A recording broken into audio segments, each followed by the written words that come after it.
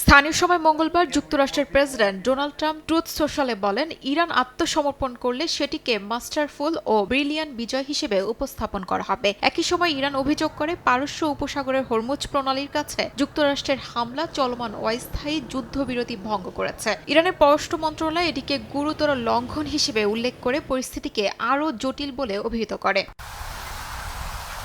যুক্তরাষ্ট্রের দাবি, এসব হামলা ছিল প্রতিরক্ষামূলক এবং লক্ষ্য ছিল ক্ষেপণাস্ত্র ঘাঁটি ও মাইন বসানোর চেষ্টা করা নৌযানে। মার্কিন পররাষ্ট্রমন্ত্রী মার্কো রুবিও জানান, কয়েকদিনের মধ্যে একটি সমঝোতায় পৌঁছানোর সম্ভাবনা রয়েছে, যা হরমুজ প্রণালী জাহাজ চলাচল স্বাভাবিক করতে পারে। তবে পারমাণবিক কর্মসূচি ও আটকে থাকা সম্পদ ইস্যু নিয়ে দীর্ঘ আলোচনা প্রয়োজন বলে ইঙ্গিত দেওয়া হয়েছে।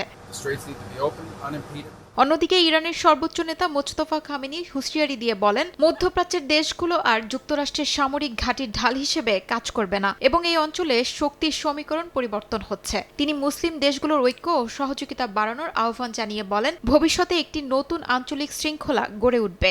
একই সঙ্গে তিনি যুক্তরাষ্ট্রের প্রভাব কমে যাওয়ার কথা উল্লেখ করে ইসলামিক বিশ্বের সম্ভাবনাকে সামনে আনেন। দাবি করেন, ইসরায়েল অশুভ অবস্থার শেষ পর্যায়ে পৌঁছে গেছে এবং মধ্যপ্রাচ্যের ক্ষমতার ভারসাম্য নিয়ে তেহরানের কড়া অবস্থান আরও স্পষ্ট করেন বক্তব্যে।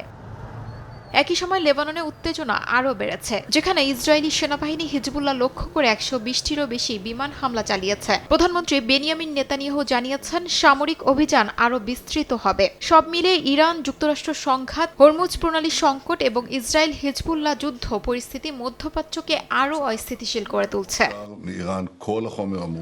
শিউলি রোজা, সময় সংবাদ।